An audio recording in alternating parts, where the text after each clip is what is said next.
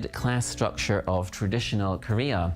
Gildong, the illegitimate son of a noble, is denied his rightful place in society, pushing him to rebel and establish a utopian community.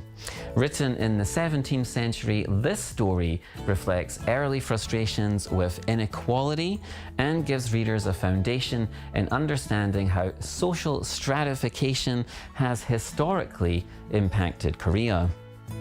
Our second book today is a celebrated poetry collection, Sky, Wind, Stars and Poems by Yoon Dong-ju. And this collection of poetry sees us fast-forwarding to the 20th century, where Yoon Dong-ju, a beloved poet who captured Korea's spirit during the Japanese occupation. Sky, Wind, Stars and Poems speaks to Yoon's yearning for freedom and his sorrow over Korea's subjugation. His poems echo a sense of loss, not just personally, but collectively for the Korean people, embodying the pain of cultural erasure. Through Yoon's words in this book, we feel the weight of colonial oppression and a deep-seated hope for independence. And these are, of course, emotions that resonate far beyond Yoon's time. So our next book today is The Square by Choi-in-hoon. After liberation came division, as shown in this very celebrated and acclaimed novel, The Square. Choi-in-hoon's novel reflects the psychological and the political conflicts Koreans faced during the Korean War. Through protagonist Lee Myung-jun, who finds himself caught between the opposing ideologies of North and South, we see the fractured identity Korea wrestled with in the 1950s. The novel's themes of freedom and alienation illustrate the struggle of a nation split by external powers, highlighting the internal divide that still has echoes today. Our fourth novel today is Hwang Sok-yong's Mater 210. Hwang Sok-yong's Mater 210 encompasses the entire Korean 20th century, but it also moves us into the 1970s. This was a period of rapid industrialization under extreme authoritarian rule. This chunky novel chronicles the lives of factory workers, spotlighting the sacrifices made by laborers who powered Korea's rapid economic rise. This gritty portrayal of factory life captures the era's intense struggle between survival and exploitation, and it shows us the human cost behind the nation's economic boom. Through this novel, we see the tension between Korea's modernization and the workers who made this modernization possible. Our final book for today is Human Acts by Han Gang. Han Gang's Human Acts brings us up to 1980 and the Gwangju Uprising. This was a tragic yet pivotal moment in South Korea's history. The novel explores themes of trauma and resilience through the story of the citizens who dared to demand democracy, only to face brutal repression. Han Gang's work forces readers to confront the lasting impact of collective trauma, emphasizing the struggles and sacrifices that laid the foundation for Korea's democratic society. This harrowing narrative reflects Korea's complex relationship with its painful history and the spirit of resilience that emerged from it. So, what can international readers learn about Korean society through these works? Each of these books, whether it's a poetry collection or a novel, invites readers to understand the values, the struggles, and the transformations that have shaped modern Korean society. And perhaps the first issue that we should talk about is the power of resilience. So, from Gildong's rebellion to the citizens and human acts, resilience is a recurring theme in Korean literature. Readers can see how Koreans have resisted oppressive structures, often at great personal cost, to create a more equitable society. This resilience is embedded in the culture and is vital to understanding Korea's journey toward modernity and democracy. The next issue that we can talk about is the cost of progress itself. Mater 210 and The Square both portray the human cost behind Korea's modernization. This is a reality that parallels experiences in other industrializing countries. For readers worldwide, these works are a powerful reminder of the sacrifices involved in achieving national growth. They highlight the universal challenges that come with rapid progress and hold many lessons for readers all across the world. The next subject that we can talk about is that these works offer a window into Korea's rich emotional landscape. These novels and poems share an emotional depth that international readers will find enlightening. So from Yoon Dong-ju's poetic sorrow to Han Gang's exploration of trauma, Korean literature offers an intimate, often poignant view of the Korean spirit. This is both enduring and deeply reflective. So in conclusion today, I would just like to thank you for joining us on this journey through Korean literature. Each of these works is a testament to Korea's evolving identity and offers readers a lens into a society that has been shaped by centuries of resilience, sacrifice, and hope. I hope this inspires you to explore these books and discover the beauty and depth of Korean storytelling. And for all those interested, every book that I've introduced today has already been translated into many different languages, and you can find them all in the Digital Library of Korean Literature. Thanks again for watching.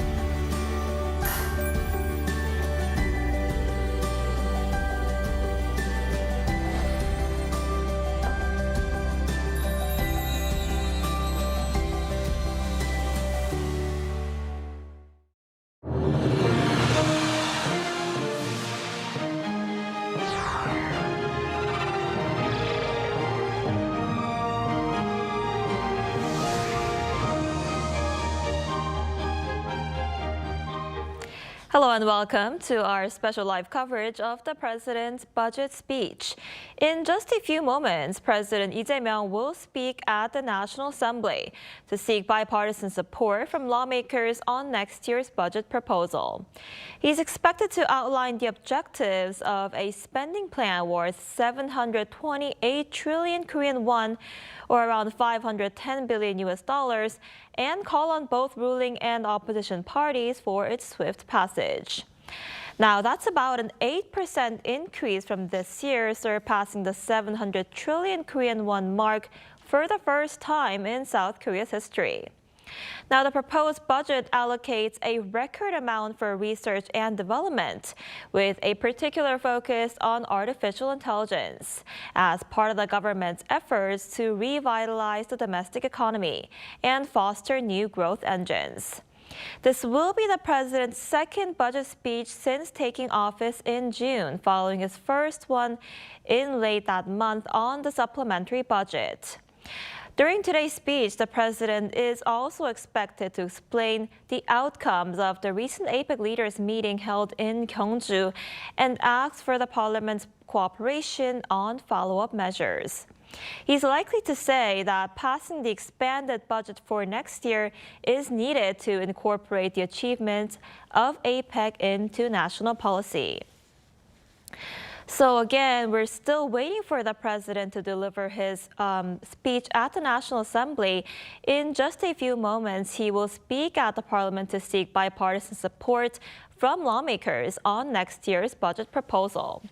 He's expected to outline the objectives of a spending plan that's worth 728 trillion Korean won, or around 510 billion US dollars, and call on both ruling and opposition parties for its swift passage. Now, that amount is about an 8% increase from this year, surpassing the 700 trillion Korean won mark for the first time in South Korea's history.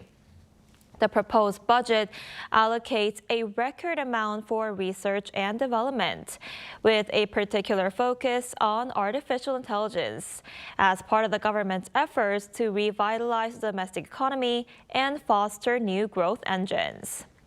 Now, this will be the president's second budget speech since taking office, following his first one in late June on the supplementary budget.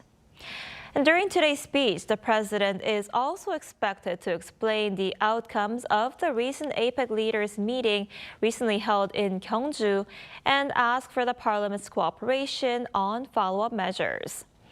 He's likely to say that passing the expanded budget for next year is essential to incorporate the achievements of APEC into national policy. So while we still wait for President Lee Jae-myung's budget speech at the National Assembly, he will speak at the National Assembly soon to seek bipartisan support from lawmakers on next year's budget proposal. Now, President Lee expected to outline the objectives of a spending plan worth over 700 trillion Korean won.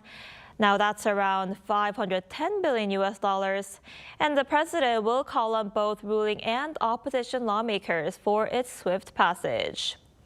Now, the total amount is about an 8% increase from this year's budget plan, surpassing the 700 trillion won Korean mark for the first time in the country's history. And the proposed budget allocates a record amount for research and development, with a particular focus on AI, as the government aims to improve and revitalize its domestic economy and foster new growth engines. And this will be the president's second budget speech since taking office in June, following his first one on the supplementary budget that he delivered in late June. Now, during today's speech, the president is also expected to explain the outcomes of the recent APEC leaders meeting recently held in Gyeongju and ask for the parliament's cooperation on follow-up measures. Now, the president's also likely to say that the passing of the expanded budget that's over 700 trillion Korean won for next year is essential to incorporate the achievements of APEC into national policy. So again, we are still waiting for the president to deliver his remarks at the National Assembly, where he will seek bipartisan support from lawmakers from both sides on next year's budget proposal. He's expected to give details on the objectives of a spending plan that's worth over 700 trillion Korean won, or around 510 billion US dollars, that is, and call on both ruling and opposition parties for its swift passage. Now, the total amount is around a 8% increase from this year's budget proposal, surpassing the 700 trillion Korean won mark for the first time in South Korea's history. It appears the president is about to deliver his speech. We'll come back right afterwards.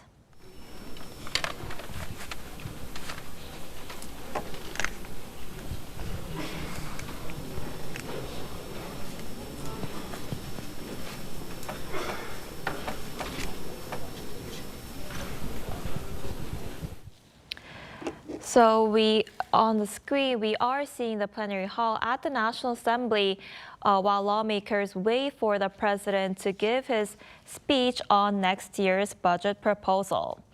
He will seek bipartisan support from lawmakers today on next year's budget plan that's expected to be worth over 700 trillion Korean won, around 510 billion US dollars, that is, and call on lawmakers at the National Assembly for its swift passage. The total amount is about an 8% increase from this year, and this is the first time that the budget proposal has surpassed over the 700 trillion Korean won mark and this is the first time in South Korea's history that the total amount is going over 700 trillion Korean won.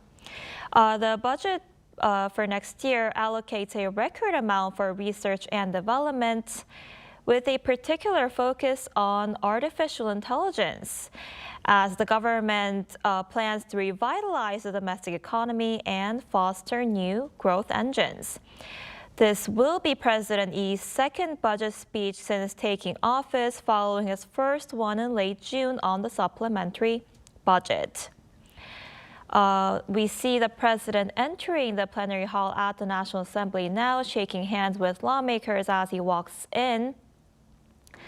So again, this will be the president's second budget speech since he took office in June.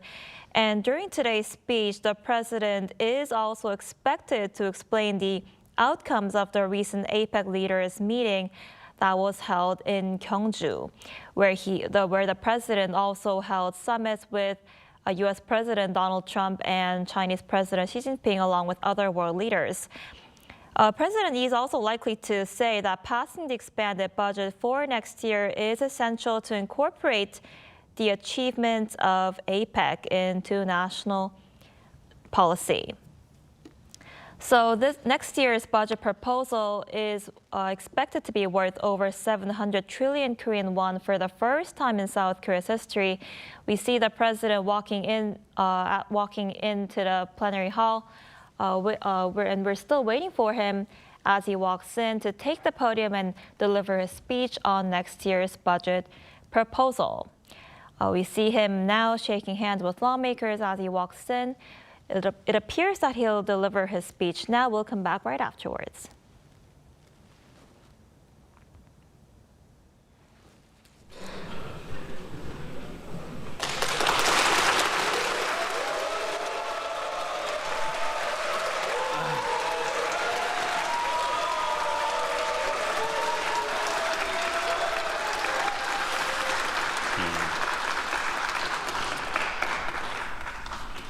좀 허전하군요. Well, we're missing people here. 네. 존경하는 국민 여러분, Honorable fellow citizens, 우원식 국회의장님과 Speaker Woo 국회의원 Won-sik, 여러분, and members of the National 새 Assembly. 정부 출범 이후 첫 It is deeply 정기국회에서 meaningful for me 내년도 to 정부 personally 예산안을 present next year's 직접 government budget at the first 설명드리게 regular 돼서 session of the National 뜻깊게 Assembly since the launch of the new administration. 예산안 설명에 앞서서 Before explaining the budget, 경주 I APEC의 would like to 성공을 위해 express 힘을 my 모아주신 profound 모든 gratitude 국민 to all 여러분께 of our people who joined forces for the 감사하다는 success of 말씀을 APEC in 고맙습니다. Gyeongju. Thank you so much.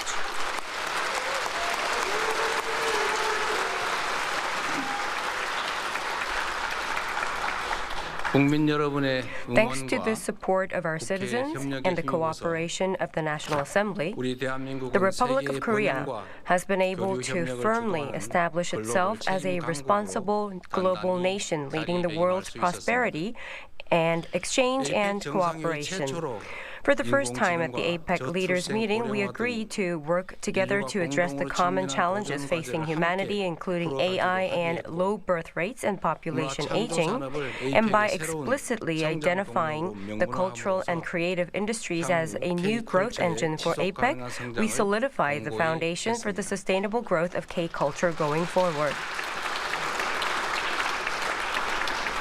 세계가 주목하는 Amid 가운데 global attention, 경주 by 선언을 bringing about the 이끌어내면서 Gyeongju Declaration, the Republic of 아시아 Korea 태평양 was able 지역의 to lead the 교류와 role 번영, of advancing exchange and 영내 prosperity 평화 in the 증진을 위한 Asia-Pacific 역할을 region 주도할 수 and 있었습니다. promoting peace in the region. 특히 In particular, APEC 주관에 through 이루어진 the 한미 Korea-US 정상회담을 통해 summit held during 미국과 APEC 관세 week, 협상을 we concluded 타결함으로써 tariff negotiations 우리 with the 경제의 United 불확실성을 States, thereby easing 완화하였습니다. uncertainty in our economy.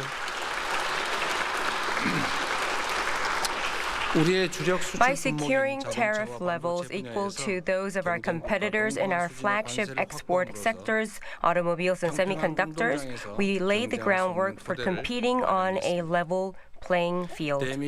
Within the U.S.-bound investment package, we set annual investment ceilings to minimize the impact on the foreign exchange market that many were concerned about. And in the process of selecting and operating investment projects, we also secured multi-layered safety mechanisms to increase the likelihood of recovering invested funds. In addition, through progress in consultations on supplying nuclear fuel for nuclear-powered submarines, we further solidified the foundation of self-reliant national defense, and by creating a groundbreaking opening for uranium enrichment and reprocessing of spent nuclear fuel, we've been able to strengthen future energy security. Through the Korea-China summit, we agreed to fully restore Korea-China relations and to once again move forward together on a path of pragmatism and win-win cooperation as strategic cooperative partners. Above all, sharing the consensus that people's livelihood is the utmost importance, we concluded 6 MOUs, including a 70 trillion won currency swap agreement between the two central banks in cooperation to counter transnational scam crimes. I'd like to say that we poured in everything, heart and soul, to achieve the best results even in the worst situations.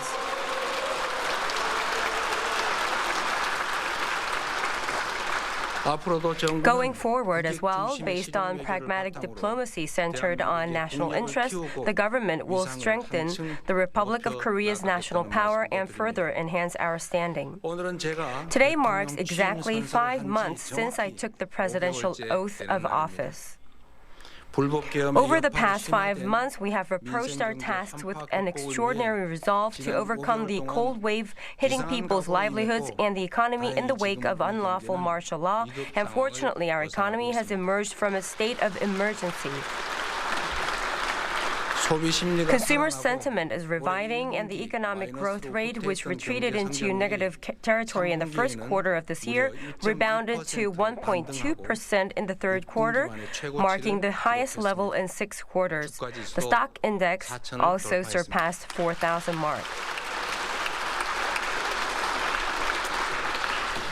Thanks to the cooperation of our citizens, the geopolitical, governance, and market transparency risks that had been constricting stock prices have been partially alleviated, and policies for the industrial economy, including AI, have gradually begun to take hold. However, to rest or be complacent at this point would be far from appropriate for the situation we face now.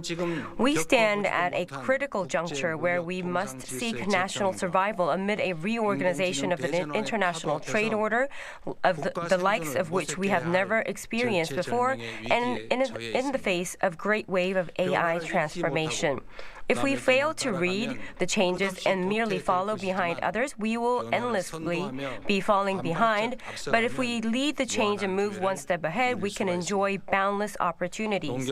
Just as we have transitioned from an agrarian society to an industrial one, and one from industrial to information society, the transition to AI society is inevitable. In the era of industrialization, being a day late meant falling a month behind. In the information age, a day late would be a year falling behind, but in the AI era, being a day late means falling a generation behind. Regrettably, the previous administration not only wasted precious time, but even drastically cut the R&D budget, regressing into the past. Because our start was late, from now on, we must steadily increase our speed so that by catching up with the front runners, opportunities will also open for us. Just as President Park Chung-hee laid the highways of industrialization and President Kim Dae-jung opened the highways for informatization, we must now build the highways of the AI era and open a future of takeoff and growth.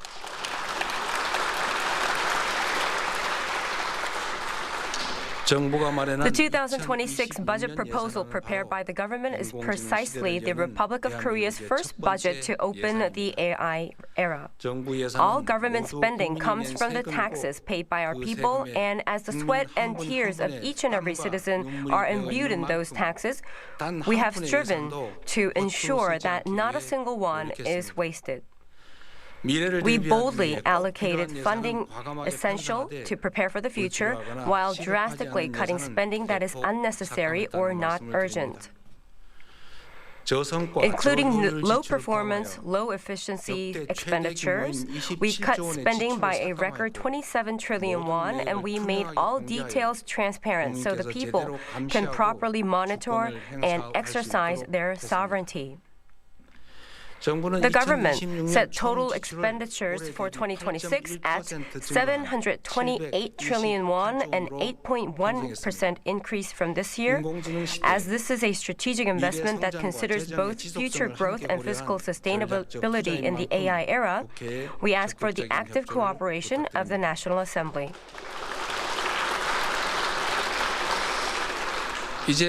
Now, I'd like to explain the key directions of next year's budget proposal. First, we will significantly expand investment to open the AI era and firmly strengthen the foundation for growth. We have allocated a total of 10.1 trillion won for a great transformation aimed at leaping into the ranks of the world's top 3 AI powers. This is more than 3 times this year's budget of 3.3 trillion won. Of this, 2.6 trillion won will be invested into the introduction of AI across all sectors, industry, life, daily life, and public sector, and 7.5 trillion won will be invested in talent development and infrastructure building.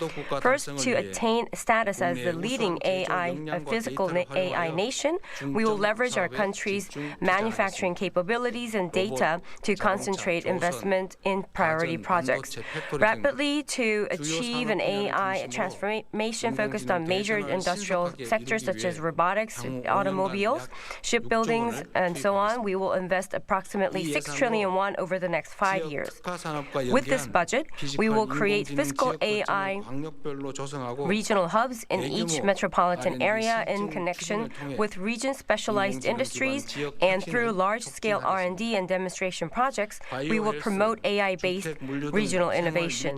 We will support the rapid application of AI to 300 everyday close-to-life products such as in biohealth, housing, and logistics, and we will expand the introduction of AI in the public sector with a focus on welfare, employment, taxation, and new drug review. Next, we will also make bold investments in talent development and the construction of core infrastructure.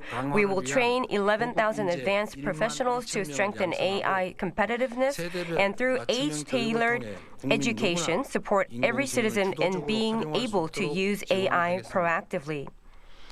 We will purchase an additional 15,000 high-performance GPUs, the key components that determine competitiveness in the AI era, so that we can secure the government's goal of 35,000 units ahead of schedule. As NVIDIA has decided to supply 260,000 GPUs to Korea, private domestic companies will have no difficulties in securing GPUs.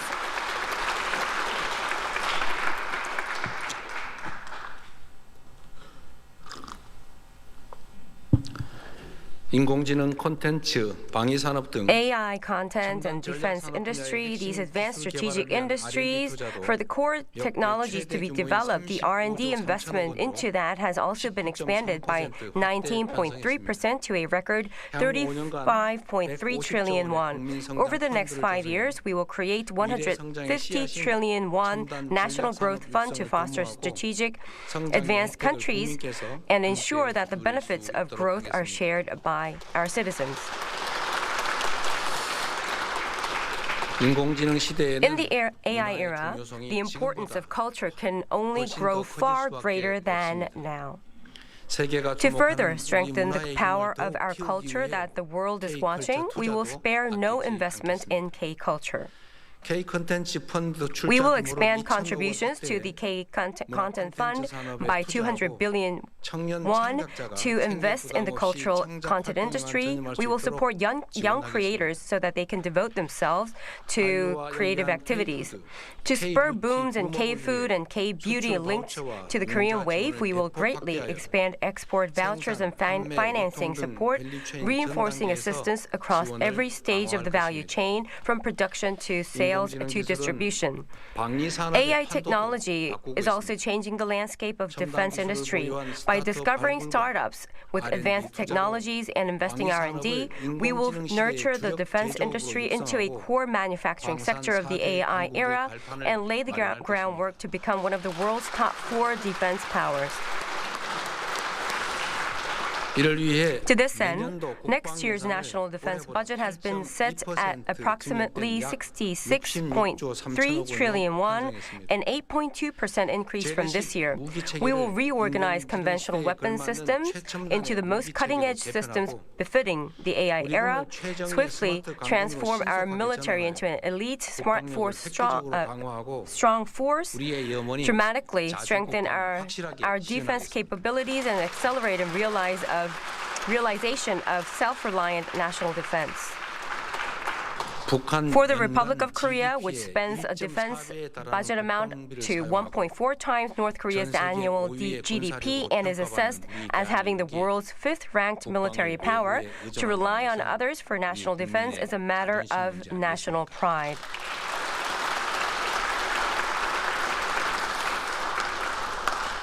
Second, we will provide robust protection for the lives of the vulnerable and firmly safeguard the lives and safety of our citizens. While new technological advances contribute to improving humanity's quality of life, they also cast shadows where gaps widen. It is the state's basic duty to protect the socially weak and vulnerable, who are the first and most severely affected by the shocks of changing times. To establish a stable income base for low-income groups, we will raise the standard median income by an all-time high of 6.51%, so that for a 4-person household, more than 2 million Korean won per month will be provided as basic livelihood benefits. We will expand the number of beneficiaries of day activity services for persons with developmental disabilities and greatly increase jobs for persons with disabilities to solidify the foundation for their social participation and independence. We will also spare no effort to ensure the safety of our citizens from various accidents and disasters. No longer anyone should be injured or lose their life at workplaces.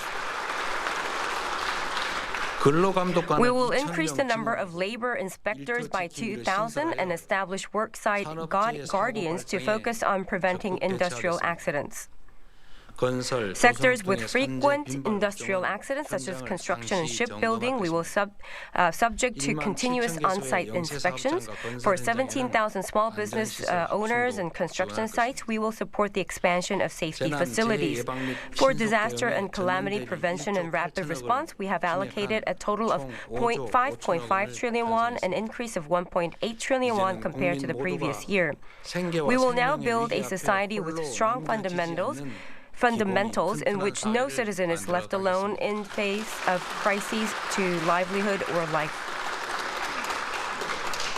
Fundamentally, we will do our utmost to establish peace on the Korean Peninsula. If peace is shaken, democracy, the economy, and the safety of our citizens cannot help but be threatened. We will make bold and magnificent efforts to restore trust and build a foundation for dialogue and cooperation between the two Koreas. We will continue efforts to ease military tensions around the DMZ, and through the END initiative, exchange, normalization, and denuclearization, we will open a new era on the Korean Peninsula of peaceful coexistence and shared growth. Lastly, Along with meticulous life cycle support, we will actively pursue balanced development. In the AI era, everyone must be a protagonist and every region must be a center. First, with the age-specific tailored support, we will actively respond to demographic changes. To lift the birth rate, we will expand the age for child benefit payments from under 7 to under 8 in 2026 and extend it to under 12 during my term.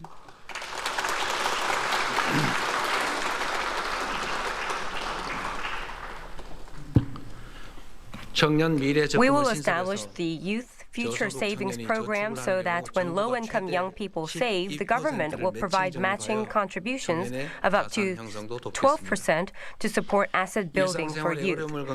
So that seniors facing difficulties in daily life can spend their later years without inconvenience, we will expand community-based integrated care nationwide, and we will increase senior jobs from 1.1 million to 1.15 million to broaden opportunities for social participation. To reduce the cost of living burden on our people, we will introduce a flat-rate public transport pass to significantly lower transportation costs.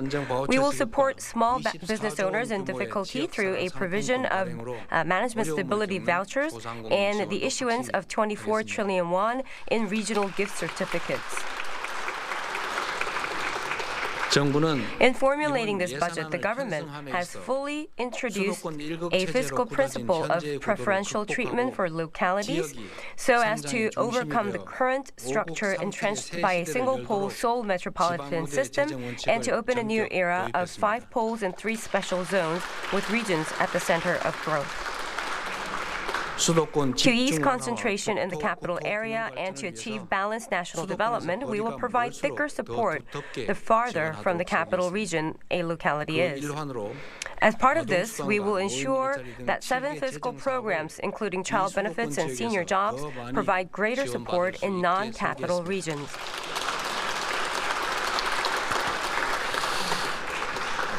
In selecting other government-funded projects, we will continue to expand local priority and local preference. For residents of depopulating areas, we will provide a monthly rural basic income of 150,000 won. In connection with regional strategic industries, we will foster flagship national universities as hubs of regional industry academia research cooperation, and we will establish a package-type support system that encompasses undergraduate, graduate, and research institutes. We have also greatly expanded the scale of block grants, through which local governments can decide projects on their own according to local conditions by roughly threefold to 10.6 trillion Korean won, thereby enhancing the autonomy of local government administration. Proud citizens who have built today's Republic of Korea, Mr. Speaker and members of the National Assembly, next year will be the historic starting point, one that opens the AI era and prepares for a new century for the Republic of Korea. Let us work together so that the future ahead will not be a world filled with despair and anxiety, but one brimming with hope and opportunity. I believe in the latent strength of our people. That is why I am confident.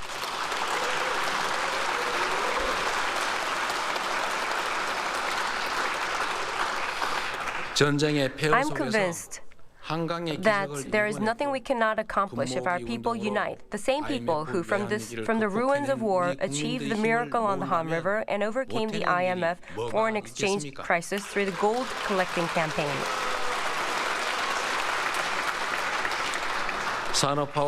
Just as we successfully achieved industrialization and informatization, together with our great people, we will throw wide open the doors to the AI era.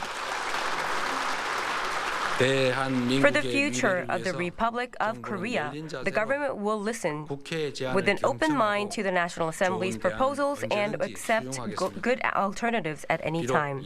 Although differences in positions exist between the ruling and opposition parties, and we are seeing such regrettable situations, I believe that the sincere intention to serve the people and the nation is no different. I ask for bipartisan cooperation so that this budget bill will be passed within the statutory deadline and the Republic of Korea can move toward a new future. I look forward to the swift finalization and close deliberation of the 2026 budget. Thank you.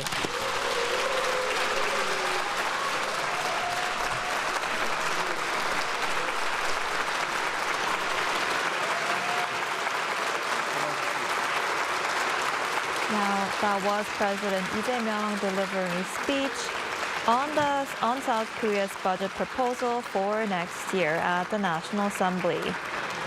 We see him now walking out of the plenary hall at the National Assembly, shaking hands with lawmakers from both sides. So President Lee Jae-myung has been seeking bipartisan support from lawmakers from both the ruling party and the opposition party on next year's budget proposal. Now, that's worth over 700 trillion Korean won, which is around more than 500 billion US dollars. So a lot of that budget will be allocated for research and development with a particular focus on artificial intelligence, as the government seeks to revitalize the domestic economy and foster new growth engines. So this was the president's second budget speech since he took office in June. And today he promised support for small businesses as well as more job opportunities for elderly people. And of course, for research and development, especially artificial intelligence. He also vowed for more support for those in need, especially children and those in low-income households. He also touched upon the outcomes of the recent APEC leaders meeting in Gyeongju and asked for the parliament's cooperation on follow-up measures. So we see the president walking out of the plenary hall at the National Assembly, shaking hands with lawmakers as he leaves after he delivered a speech on next year's budget proposal. That's worth over 700 trillion Korean won, which is over 500 billion US dollars. And President Lee today called on both ruling and opposition parties for the budget proposal's swift passage.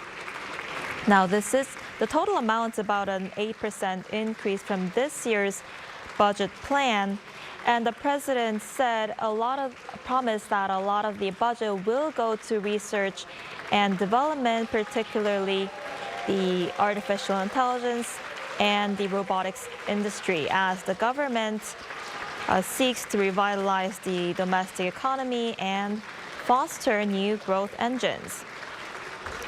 The president also promised more job opportunities for elderly people, and he also said he will provide more support to those in need, especially those in the low-income households.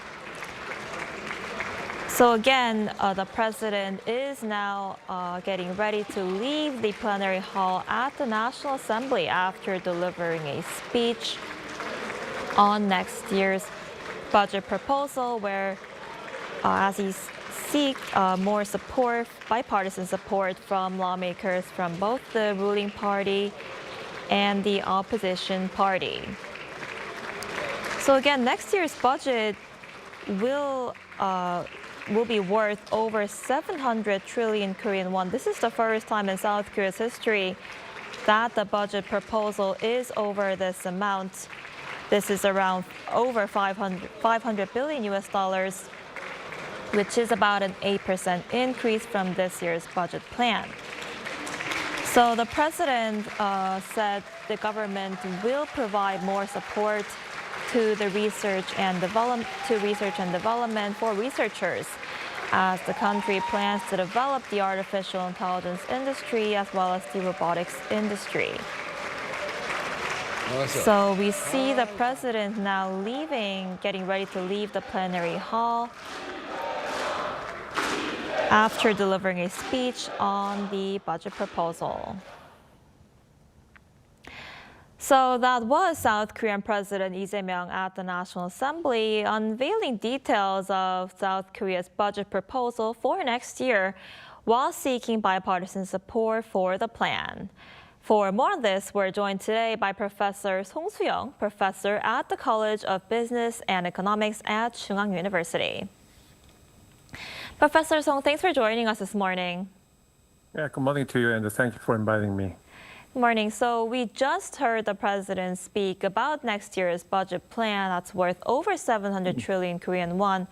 What's your overall assessment of his address today?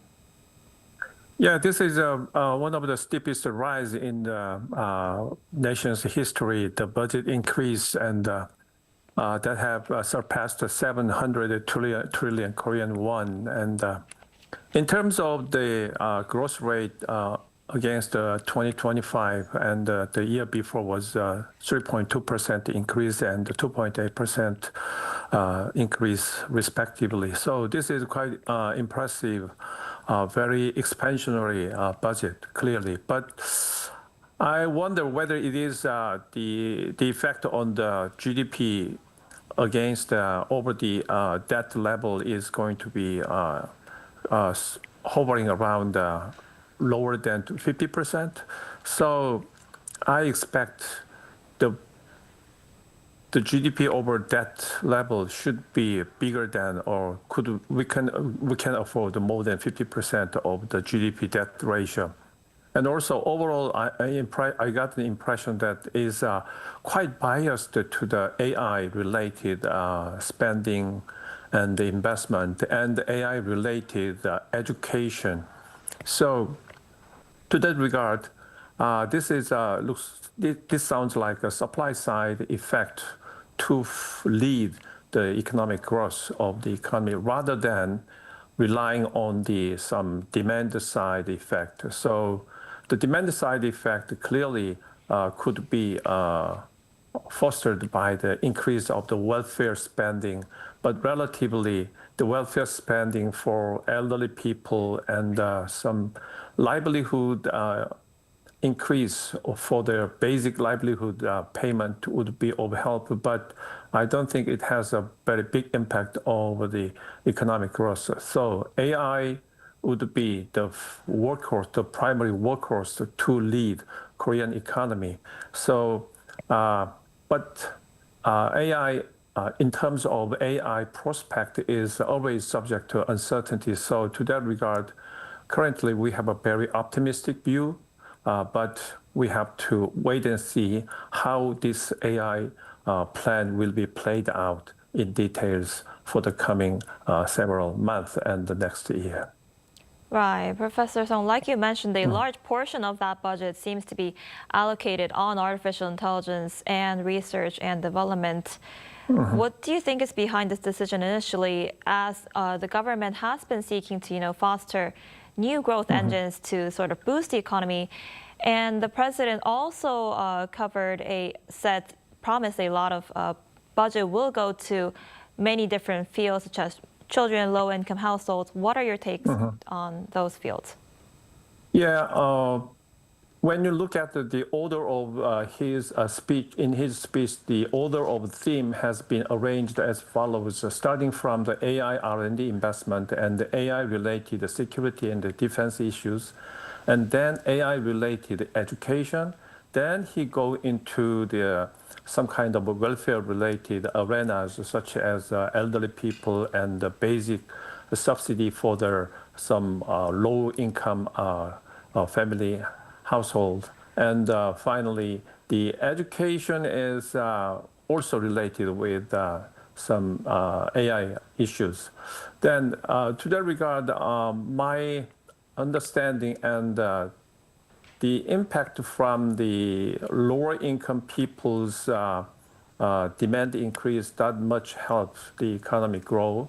And he focused on the give to deliver some kind of future prospect and the future hope, and to increase the people's consumer sentiment.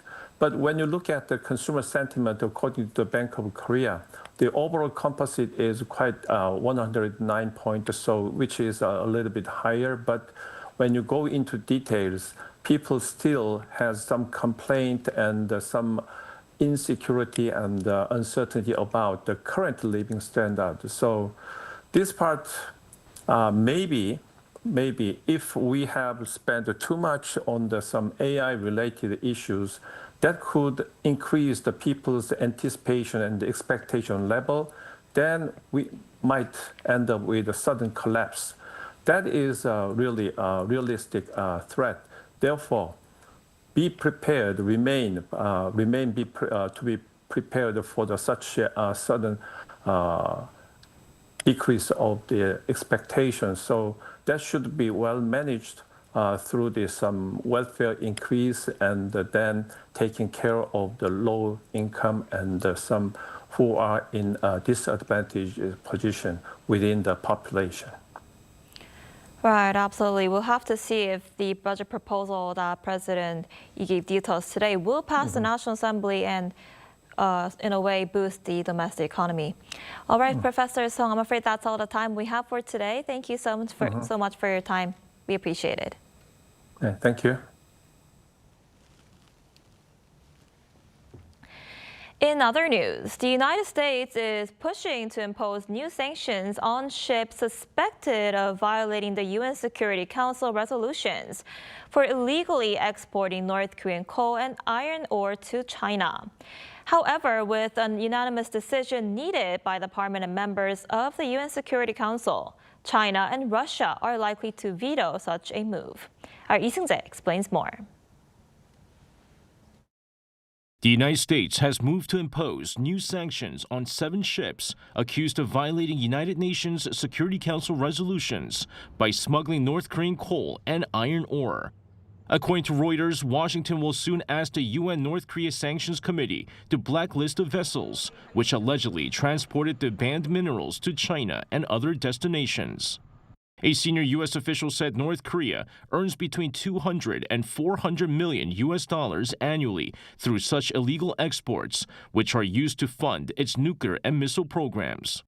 The official also revealed that in May and June, a North Korean vessel named Shinpyeong-6 transferred coal to a Sierra Leone-flagged ship called Fly Free on the high seas, later offloading at China's Weifang port. However, to enact the sanctions, all UN Security Council members must agree unanimously. But with China and Russia both having close diplomatic ties to Pyongyang and holding veto powers, the proposal faces steep obstacles. If adopted, the 7 ships could be barred from entering ports worldwide, and related shipping firms or individuals could face asset freezes and travel bans. Analysts say the move underscores Washington's effort to tighten financial pressure on the Kim Jong-un regime amid renewed concerns over North Korea's weapons development and deepening ties with Moscow and Beijing. Lee Seung-jae, Arirang News. U.S. Secretary of Defense Pete Hegseth, who is currently in Seoul, visited the joint security area near the border with his South Korean counterpart, An Gyu-baek. The two officials are scheduled to sit down for a meeting today, which is expected to cover plans to build a nuclear-powered submarine and the transfer of wartime operational control. Our Park Jun-an has the details. The defense chiefs of South Korea and the United States visited the demilitarized zone along the North Korean border on Monday, marking the first joint visit by the defense chiefs of the two countries in 8 years. During the meeting, they received a briefing on current operations at Observation Post OLED, located just 25 meters from the military demarcation line, and later visited the conference facility at the JSA Inter-Korean Truce Village of Panmunjom. Minister An highlighted the DMZ's role and emphasized the significance of the visit. The DMZ is the very front line, but it's also where the Panmunjom Declaration was signed and where the meeting between President Trump and Kim Jong-un took place. Because of this dual nature, it carries great symbolic significance. This event set the stage for Tuesday's 57th Security Consultative Meeting, the highest level South Korea-U.S. defense consultative body for discussing and coordinating major military policies. Top agenda items that are likely to be discussed during the meeting include South Korea's pursuit of nuclear-powered submarines, wartime operational control transition, increase in defense spending, and U.S. forces' strategic flexibility. Discussions on nuclear-powered submarines will build upon last week's Gyeongju summit, where President Lee Jae-myung called for the production of nuclear propulsion vessels, and U.S. President Donald Trump gave his approval. Defense budget increases are also likely to be on the agenda as South Korea plans to raise spending to 3.5% of GDP by 2035, reportedly with U.S. support. Strategic flexibility for U.S. forces in Korea is expected to reaffirm the 2006 joint statement, balancing global roles while respecting Seoul's stance against regional involvement without public consent. At the military committee meeting held earlier, the Joint Chiefs reported meaningful progress on the transfer of operational control and agreed that deterrence should extend beyond the peninsula to regional stability. Today's meeting's outcomes are expected to reaffirm the two countries' partnership amid evolving North Korean threats and Indo-Pacific dynamics.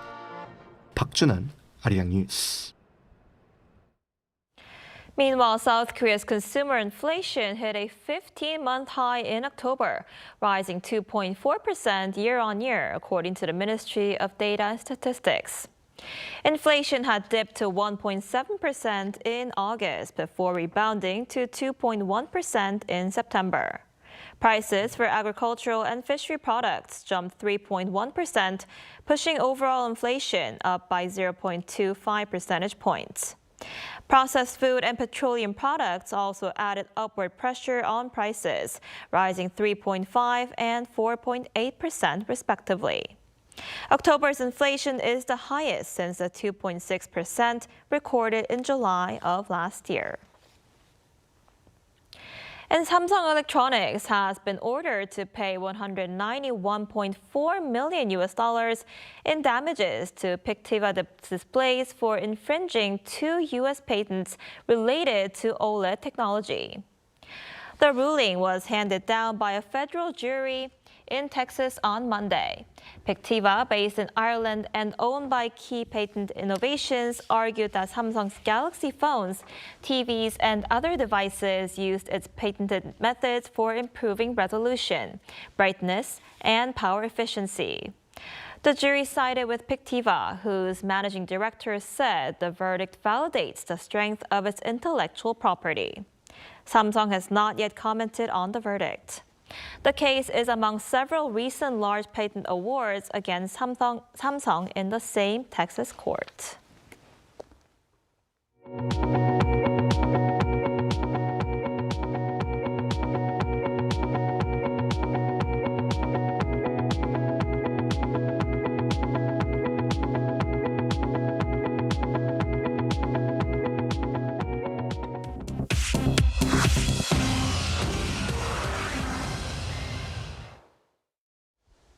Good morning, I'm Choo Ji-hyun, and this is The World Now. Starting in Afghanistan, a 6.3 magnitude earthquake has killed at least 20 people and injured more than 640 others. The quake struck early Monday morning local time, shaking the northern part of the country and destroying hundreds of homes. Hospitals are treating dozens of people in critical condition, and rescuers say the number of casualties is still rising. Local authorities also report damage to a major historic mosque, though the structure remains standing. The Taliban government says emergency teams are working in affected areas and the United Nations has begun delivering aid. However, rescue efforts are being slowed by blocked roads and poor communication in mountain villages. In the United States, as the government shutdown enters its second month, the Trump administration says it will provide reduced food aid to more than 42 million Americans. The decision follows a court order from federal judges in Massachusetts and Rhode Island, directing the Department of Agriculture to use $5.25 billion in emergency funds to make partial payments to the Supplemental Nutrition Assistance Program, also known as food stamps. The SNAP program, which supports low-income households, normally costs around $8 billion per month, but has been unfunded since October 1st. The reduced food stamp payments are expected to reach families later this week. In Rome, rescue teams have freed a worker trapped for nearly 12 hours after a partial collapse of a medieval tower undergoing restoration. The man was pulled from the rubble of the Torre dei Conti and taken to hospital later on Monday. The tower, built in the 13th century, first gave way late in the morning on Monday, injuring another worker before part of the structure collapsed again during the rescue. Authorities have cordoned off the area as engineers assess what caused the collapse. In Paris, fast fashion retailer Shein's first permanent store is set to open on Wednesday amid a fierce backlash. The planned store inside the prestigious 19th century BHV department store building has sparked outrage and protest from workers and ethical brands, warning it undermines France's anti-fast fashion laws and Paris's progressive image. Several French companies, including Disneyland Paris, have withdrawn partnerships, while city officials called the move, quote, a provocation.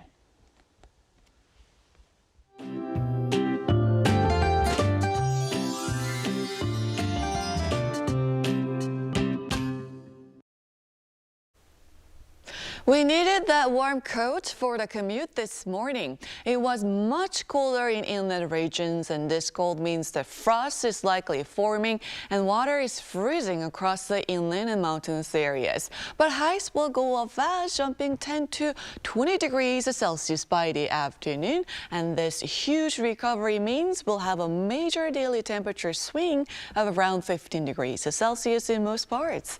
So the cold will ease up starting this afternoon. Temperatures are recovering to seasonal averages or going up even higher tomorrow afternoon for a beautiful late autumn weather. And this afternoon, Seoul will be getting up to 16 degrees Celsius. Daegu, Gyeongju, Gwangju will be getting up to 19 degrees under sunny skies in most parts of Korea. Large daily temperature swings will continue, so please ensure you dress in layers and take care of your health as the weather remains inconsistent this week. Meanwhile, Jeju Island will see frequent rainfall throughout the week and even into the weekend.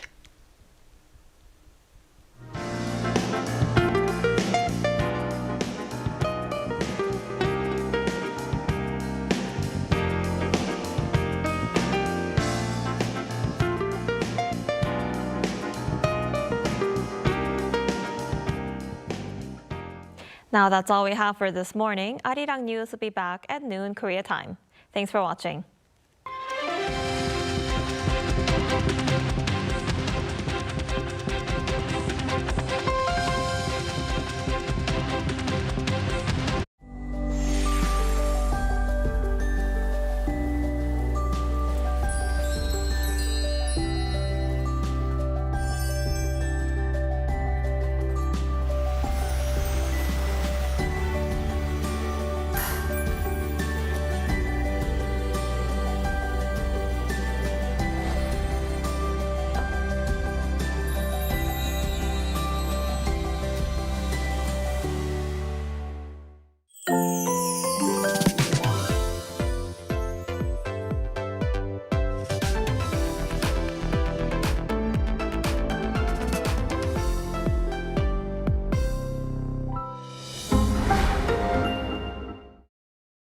거동력 진짜 저 필요해요. 실제로? 네, 그럼 뭐 축구할 때도 막 이렇게 많이 뛰잖아요.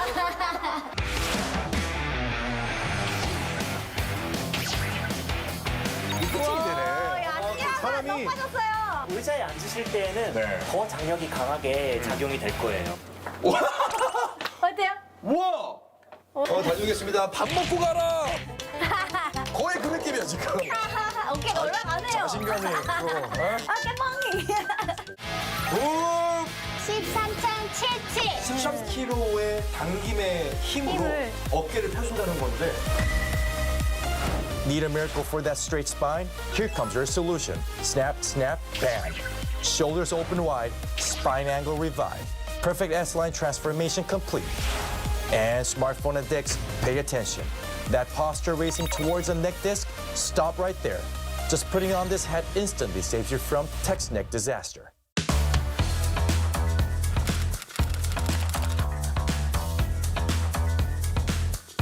Time to set the facts straight. Get Korea right.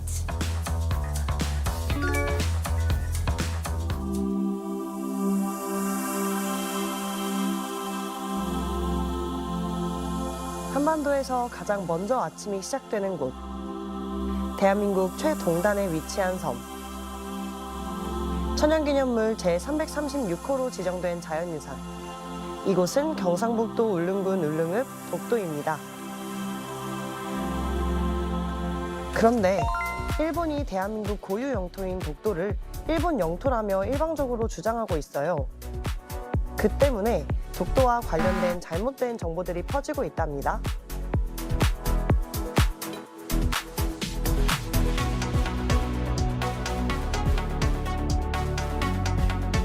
안녕하세요. 저는 방크에서 활동하는 성혜승 연구원입니다.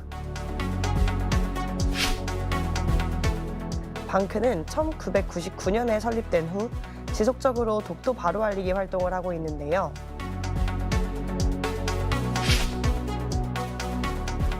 지금부터 제가 독도에 대한 올바른 정보를 알려드리겠습니다.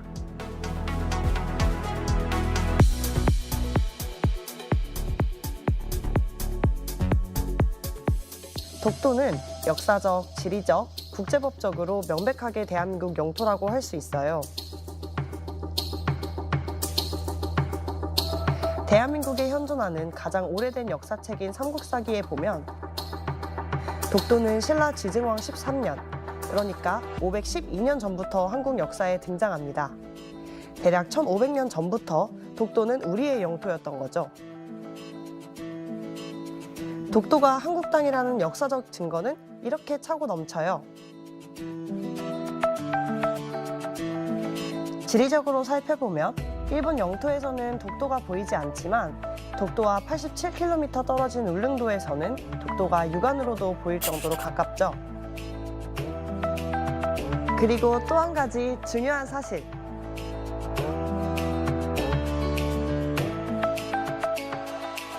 독도에는 대한민국 독도경비대가 상주하고 있어요. 왜냐고요? 독도는 명백하게 대한민국이 지배하는 곳이니까요. 독도가 대한민국 고유의 영토라는 사실, 이제 확실히 아시겠죠?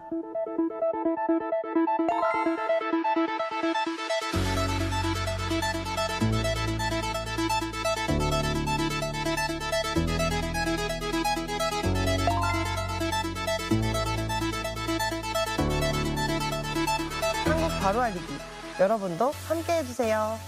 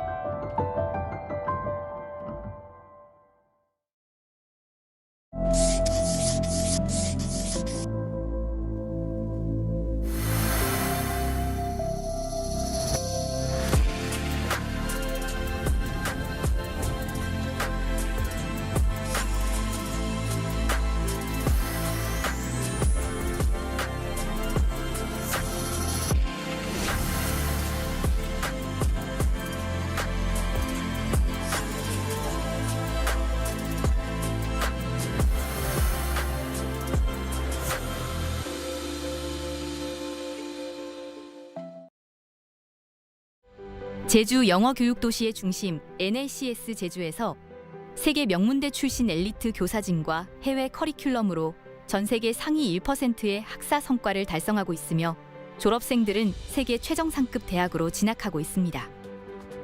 전인적인 성장과 함께 꿈을 찾아가는 특별한 교육의 가치. 글로벌 동문 네트워크로 계속됩니다. NLCS 제주가 명문대 진학의 길을 열어갑니다. Optimal industrial infrastructure, convenient transportation infrastructure, key secondary battery cluster, future industries, a center for marine tourism, livable residential environment, an investment hub for a better future. Gwangyang Bay Area Free Economic Zone.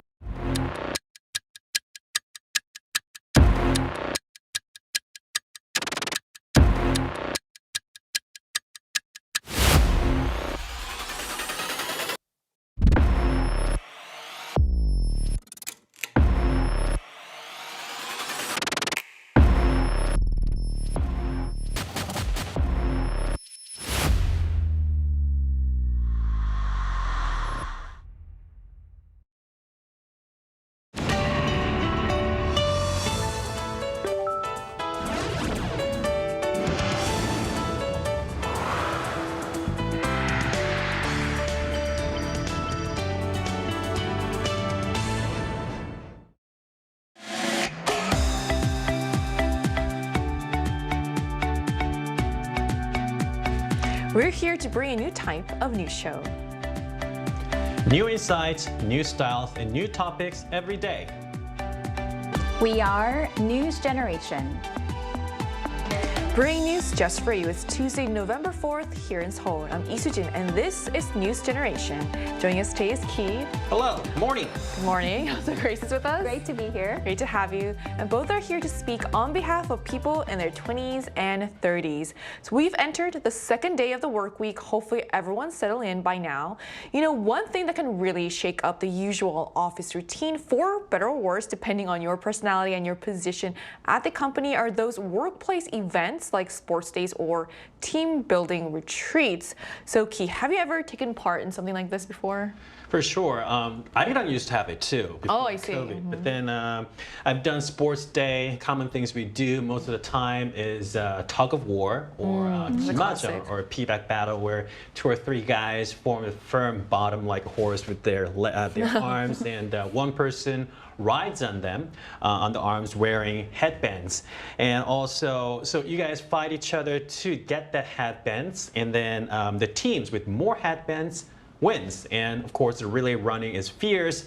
And I've also emceed those sports day or company gatherings where you play games. When you actually get involved, they show very competitive spirits. And normally the company prepares lots of giveaway prizes, so many of them are happy as long as it counts as a work day, meaning when it's considered a paid day.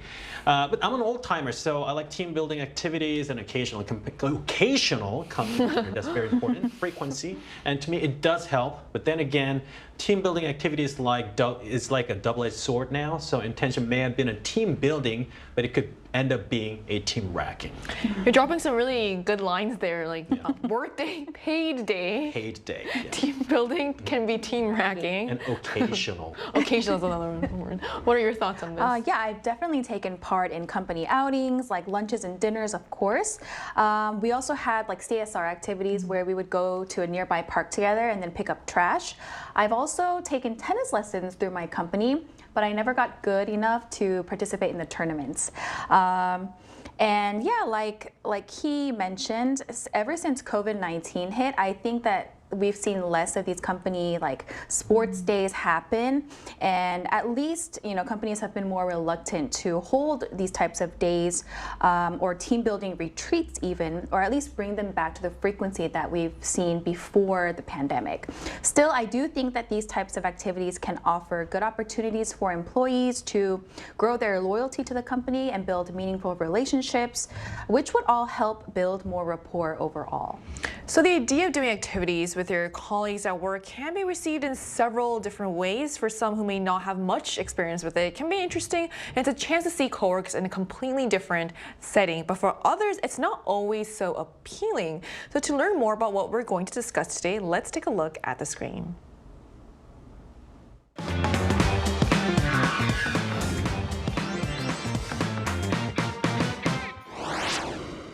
We often go about our day at work without really getting the chance to connect with our colleagues. And especially with the growing generational gap in the office, it's not always easy to feel a sense of bonding with the people around us. That's why many of us do want more opportunities to spend time with coworkers beyond just meetings or deadlines. But at the same time, not everyone sees these events as fun or necessary, and that's where the debate begins. Today on News Generation, we take a closer look at the debate online over company events, what kind of corporate events the younger generation actually wants, and our own thoughts on these team-building activities. So as we just saw in the video, company events like sports days or team-building activities can spark very different reactions among employees. Some people love them as a chance to bond and have fun outside the usual office routine, while others find them awkward or even unnecessary. And recently, a company that organized a team-building event, specifically a sports day, became the center of an unexpected debate online. So Ki, can you tell us what's fueling all this conversation and why it's captured so much attention? Sure. Recently, a famous bakery in Daejeon, as a matter of fact, how famous it is, it's said that if the bakery closes, the whole business around Daejeon Station area gets shut down. They decided to close for a day to hold an in-house sports event, and that was a chance for everyone to step away from work, build team spirit, and recharge as a team. But it has stirred up some debate. Some people think giving employees an actual day off would be much better than organizing a mandatory event, and they point out that after a full day of sports, coming back to work the next morning might be burdensome and could actually make people tired. So it's become a question of whether these traditional company events truly boost morale or if they are just outdated rituals that no longer fit the modern workplace. It's your choice now. That's a big debate. So it's interesting to see a bakery actually close for a day just so employees can participate. That really shows that the company values team bonding. And I think the idea behind it is great. Sometimes taking a break from work and doing something active together can really strengthen relationships and improve morale. But I can see why some people would prefer a day off instead. Not everyone enjoys a sports day. I personally don't, and it might feel a bit more stressful than fun. So Grace, why do company sports days and similar events often get criticized as being unnecessary, even burdensome? Well, annual company sports days or other special events are helpful in encouraging good company culture, and I do think that participation can be a good thing for cultivating relationships with colleagues aside from the day-to-day work-related tasks. But these days, many see occasions like these as unnecessary, burdensome, and frankly a waste of time. And some even say that it's like the worst company benefit ever, if it can even be considered a benefit. I think the main reason for this is that rather than participation in these activities being a personal choice to have some extra fun outside of work, it's often perceived as like a forced attendance and an extension of the workday when you're required to invest your precious free time to more company-related activities. People also complain of the corny group games that are often organized for these types of events, where they feel like they need to act like they're enjoying their time when they're actually not. At the same time, people are reluctant to miss out on days like this because they're afraid that it's going to impact their performance assessments. I mean, I can relate to this because I'm not the most sporty person, so I feel like it would be burdensome and stressful for me too, being that in that moment. So that makes sense. If employees feel like it's just another mandatory work task, it's no wonder some see it as more stressful than fun. I can see how the pressure to participate combined with forced team activities could make people dread these events rather than enjoy them. It seems like the intention is good, but the execution can really backfire if people feel obligated to do something they don't normally enjoy or do. And I wonder if this is why younger employees in particular prefer more practical benefits instead of these traditional office events. So considering all of this, Ki, how do younger employees genuinely feel about company events, and are there alternatives they'd actually prefer? Sure. Let's say we've attended an event and the actual workload doesn't disappear. So the next day we come, the time pressure only builds up. And it's not just sports days either. Year-end parties, New Year's ceremonies, company picnics, and after work gatherings are all things that many MZ generation workers tend to avoid. So some even joke that they'd rather just stay at their desks and work. And these days, employees are asking for more practical forms of welfare. For example, like salary increases, personal development support, or simply just more vacation days, paid vacation days, rather than mandatory team building events that can feel like an extra work in disguise. So it's easy to see why younger employees might find these events stressful, and participation in these events cuts into personal time or doesn't actually reduce workload. It can feel more like an obligation than a perk. It seems like for many, that's why practical benefits such as salary increases or extra paid vacation days are valued more than these traditional gatherings. And I can understand why someone even prefer to just stay at work and focus on their tasks rather than just attend another event. So given that, are there aspects of company events that can actually be helpful or motivating even if they do sometimes feel like a burden, Grace? Sure, like I briefly mentioned, not everything about these company events are bad.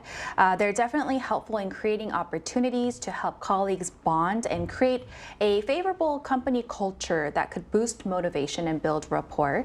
However, if these activities require employees to put in time outside of working hours, or if they're assigned to prepare some kind of like talent show to entertain colleagues, I could see why it can be burdensome.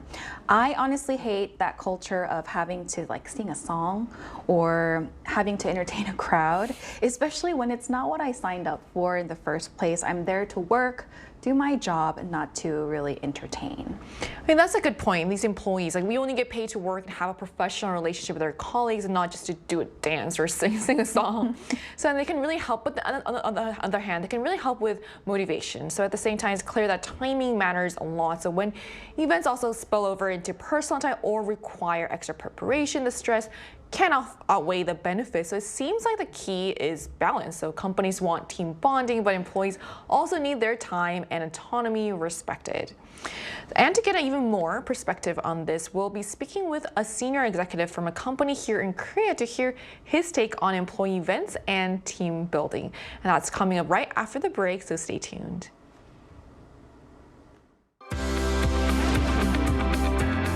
NewsGen wants to hear from you. Go to YouTube and search out channel Arirang News. Click Posts and cast your vote in the poll. Make a new type of news with us. Joining us today is Scott Lee, who's a vice president at an international company here in Seoul. So hi, Scott. Thank you so much for connecting with us today. Hi. Hi. So how do you think the older generations view company events differently from millennials and Gen Zs? I think there is a expectation from the leadership team. I would prefer to use the leadership or the established rather than the older generation. I think there is expectation that the team events build cohesion. It reinforces the shared purpose and belonging. At the end of the day, the leadership wants the regular employees to feel that this is a team thing rather than a group. The team meaning that we're interdependent on each other's performance, and therefore how everyone performs is critical. So the expectation is that we want people to work as a team and build that team spirit, which may not be easy to attain through a daily routine. And therefore, these events are meaningful.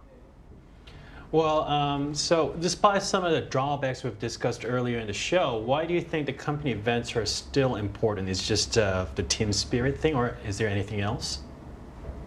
Well, so I do understand that there are drawbacks, and I think there are drawbacks in pretty much everything we do as a human being.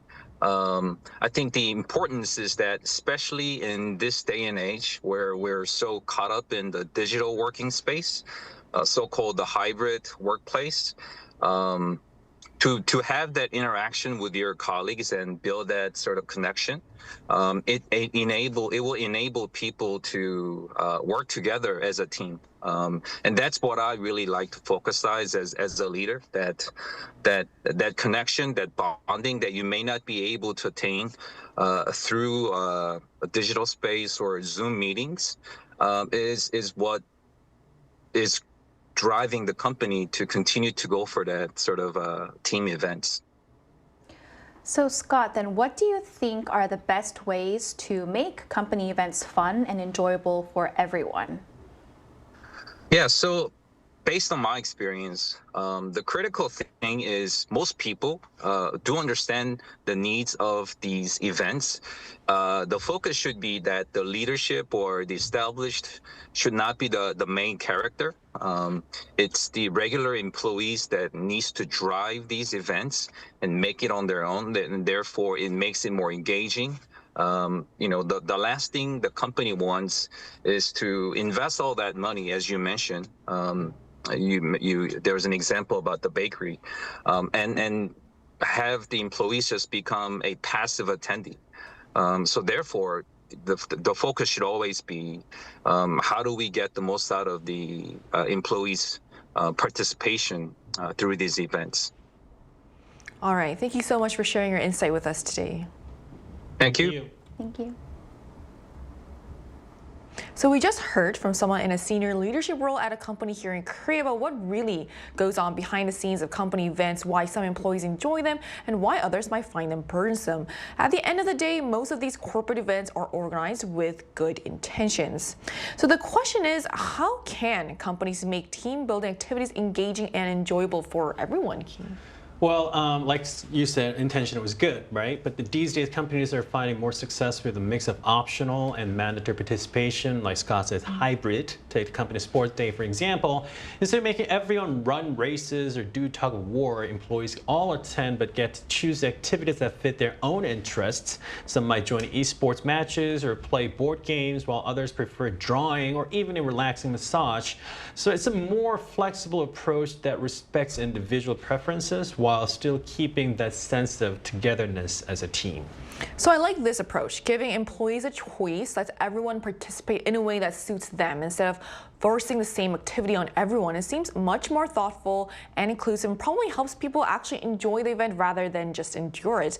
This also shows that companies are listening to employees' preferences and trying to make team building less stressful and more meaningful. So speaking of giving employees more choice, Grace, how does this apply to other workplace gatherings like company dinners or after-work socials? In terms of company dinners, I really appreciate it when drinking is not a requirement and when the relationships are more friendly than hierarchical. It's also a plus when it ends right after dinner rather than extending for another round elsewhere. And this is especially because these days work-life balance is considered to be a very important factor when choosing a company to work for. I also prefer lunch outings rather than dinner outings, since during lunch time is limited. And honestly, if it does go longer, it's technically part of my working hours. I think this makes much more sense unless I'm the one that actually really wants to invest my time to spend time with my colleagues. I can also relate as someone who doesn't drink about the drinking part, the drinking aspect of these dinners. So, and that definitely sounds like a reflection of the time. So younger workers really value boundaries between work and personal life. It's not that we dislike socializing, but we prefer it when it happens in a more relaxed, respectful way. I think this says a lot about what modern employees consider meaningful connection. So quality time over forced participation. So to find out what others think about this shift, we asked on the Arirang News YouTube channel what would actually make you enjoy a company event. So here's what the results showed. So more than half, 55%, said real rewards like cash bonuses or extra time off. About 27% said they'd enjoy more if there were no pressure to attend, while 13% said they'd like fun formats that match their personal tastes. The remaining 5% chose other reasons. So the results that we just saw show a clear shift in priorities. It's not that people don't want to connect, but they want flexibility and genuine incentive, not just mandatory fun. It's interesting that most people value tangible rewards the most. It really shows that employees see their time as valuable and want recognition that goes beyond just team spirit. So that brings us to a bigger question. So what do you think, Grace, actually makes company events successful and enjoyable for the employees? Well, I do believe that a well-planned company event is actually a powerful tool for changing and enhancing the culture of an organization.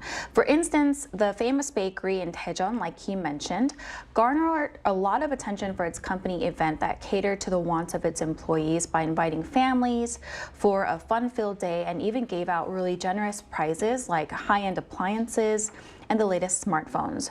And it is understandable why this event got a relatively high satisfaction rate from its employees, because it proved to be an even better day than a typical workday and encouraged people to look forward to it each year. So you made a really great point here. It really shows that when an event is well planned and considerate of employees' time, it can actually become something people look forward to. It's interesting how the same company event can feel completely different depending on how it's organized. One can feel forced, while another can feel rewarding and even fun. So I guess at the end of the day, it's all about making employees feel appreciated, not obligated. And beyond fun or bonding key, what other kinds of company events do you think would really resonate with employees today? So we're all busy, right? Everybody's busy, they're busy with their work. So burnout, or what they call burnout syndrome, has become such a serious social issue that companies really need to rethink how they design these sort of events. So focusing on healing and recharging might be a much better direction and option than simply pushing for the team spirit.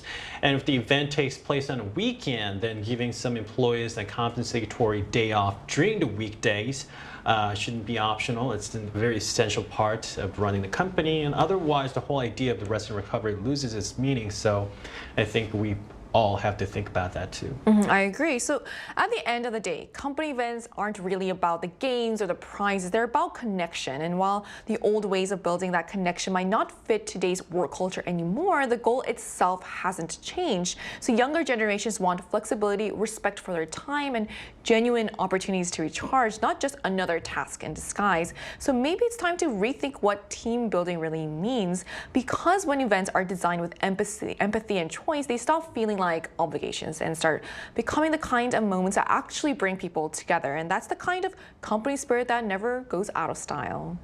So that brings us to the end of today's episode of News Generation. But News Gen will be back tomorrow at 10:30 a.m. Korea time with more stories and discussions. A big thanks to Ki. Thank you. Thank you for coming in. Also, Grace. Thank you for having me. And to our viewers, thank you so much for tuning in, and we hope you have the best day. We are News Generation.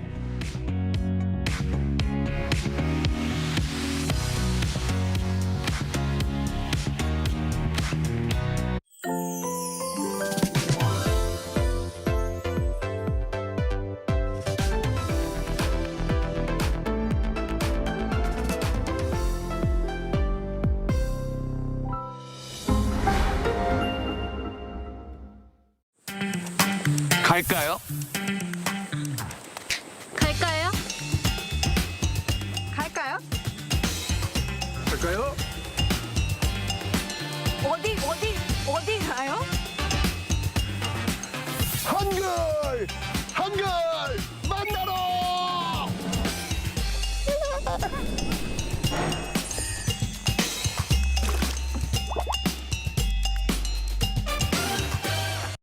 Optimal industrial infrastructure, convenient transportation infrastructure, key secondary battery cluster, future industries, a center for marine tourism, livable residential environment, an investment hub for a better future. Gwangyang Bay Area Free Economic Zone.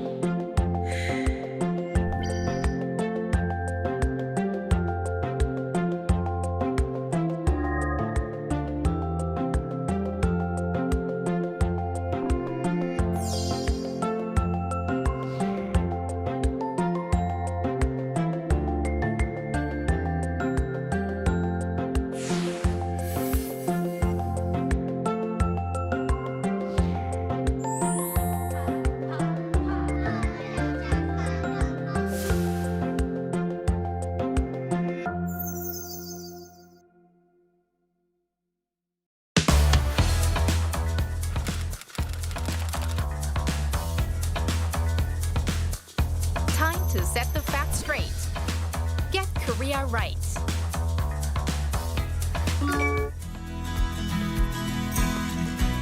안녕하세요. 저는 방크에서 활동하는 홍단비 청년연구원입니다. 대한민국이라는 국가가 존재한다는 사실을 전 세계에 알리는 공식적인 징표이자 국민을 하나로 통합하게 하는 힘을 가진 이것. 바로 태극기인데요. 일제강점기 당시 태극기는 우리 민족을 하나로 통합시키는 구심점 같은 역할을 하기도 했죠. 대한민국 국기인 태극기에 대해 잘못 알고 있거나 오해하는 부분들이 가끔 발견되더라고요. 제가 태극기에 담긴 의미와 역사에 대해 제대로 알려드릴게요. 최초의 태극기는 1882년에 처음 만들어졌다고 해요. 이후 다양한 형태의 태극기가 제작됐다가 지금은 국가에서 국기를 체계적으로 관리하는 법을 만들어 시행하고 있어요. 태극기에 담긴 의미를 알아볼까요? 먼저 흰색 바탕은 밝음과 순수, 그리고 평화를 사랑하는 우리의 민족성을 나타내요. 태극기 가운데에는 태극 문양이 들어가는데요. 이 태극 문양은 우주 만물이 음양의 조화로 인해 생물을 얻고 발전한다는 대자연의 진리를 표현한 것이라고 해요. 다음으로 건공감리를 그려볼게요. 4개 모서리에 그린 사괴에는 각기 다른 의미가 있어요. 건괴는 하늘, 곤괴는 땅, 감괴는 물, 이괴는 불을 상징해요. 우리 선조들이 생활 속에서 즐겨 쓰던 태극 문양을 중심으로 만들어진 태극기는 우주와 더불어 끝없이 창조와 번영을 바라는 우리 민족의 이상을 담고 있답니다.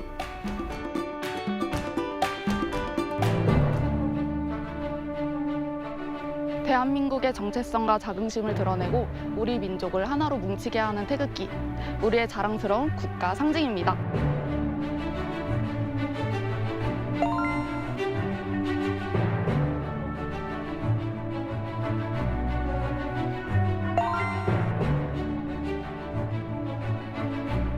한국 바로 알리기. 여러분도 함께 해주세요.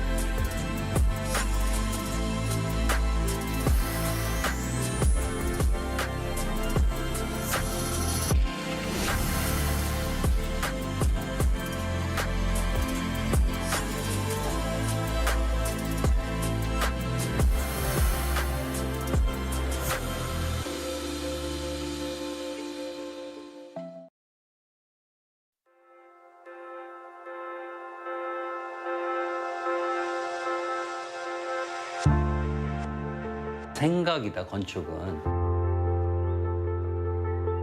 어떤 특별한 생각, 어떤 실험, 어떤 아이디어와 목표를 갖고 지어졌을 때 그 건물이 이제 건축이 되는 거죠. 건축은 그 사회에 굉장히 중요해요. 항상 우리는 뭔가 새로운 것을 개발하고 우리가 치르는 그 대가이죠. 환경 파괴, 어떤 그 에너지 소모 이런 거 생각하지 않고 여태까지 도시 개발을 해왔어요. 생각이 담겨 있는 좋은 건물들을 이제 보여주면서 사회한테 나는 어떤 환경에서 살고 싶어, 나는 어떤 도시를 원해, 내가 살고 싶은 집은 이런 거야 하는 그런 어떤 가치관, 그런 생각을 이렇게 키워주는 것이 이제 제 역할을 한다고 생각을 하는 거예요. 저는 대한민국의 건축학자이자 큐레이터 배영민입니다.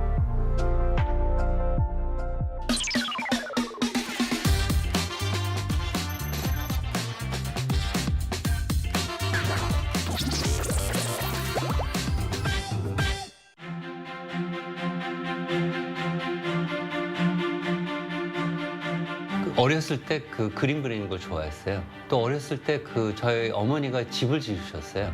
그 집에서 한 10년을 살았는데 그 집을 설계하는 중에 제가 건축가 사무실을 찾아간 적이 있었어요. 어머니랑 같이. 그래갖고 옆에서 모형도 보고 그러면서 이게 건축이라는 것이 이렇게 재밌겠다는 생각을 한 중학교 때부터 했나요? 그러다가 이제 그 생각을 유지해갖고 이제 다행히 이제 점수가 돼갖고 건축가 갈 수 있었어요. 건축의 어떤 장점이기도 한데 건축은 굉장히 넓어요. 그러니까 건축의 테두리 안에서 할 수 있는 일이 많은데 학생일 때는 다 뭐 건축 설계한다고 생각을 하는데 저는 이제 좀 생각이 많아요. 그래서 이런 비평과 뭐 큐레이팅을 하는데 그래서 이 왜 어떻게 설계를 하는지를 제가 납득이 되지 않으면 이게 몸이 안 돌아가는 스타일이었어요. 그래서 이제 석사를 마치고 미국에 가서 역사 이론 비평 분야로 공부를 해야겠다 마음을 먹고 MIT에서 이제 박사를 이제 주로 미국 현대 건축 논문을 쓰고 이제 귀국을 한 거죠. 저는 이제 제 자신을 소개할 때 역사가 비평가 큐레이터다. 그래서 세 개의 좀 다른 얼굴을 갖고 있는데 다 연결되어 있는 분야예요. 역사는 조금 더 지나간 것들을 이제 돌아보고 해석하고 지금 현재 무슨 의미가 있는지를 이제 알려주는 것이 이제 역사이면 비평은 이제 동시대 같은 이제 옆에서 바로 일어나고 있는 어떤 건축 행위들, 어떤 도시 환경이 조성되는 거, 그걸 어떻게 우리가 생각해야 되는지를 이제 그 글로 전하는 것이 이제 비평이고, 큐레이팅은 건축도 문화 영역이어갖고 이제 전시를 통해서 많은 것을 이제 사회에 공유하는데 전체 구도를 어떻게 잡고 뭐 주제를 어떻게 설정하고 그걸 이제 기획하고 구현하는 것이 이제 건축 큐레이터의 역할이에요.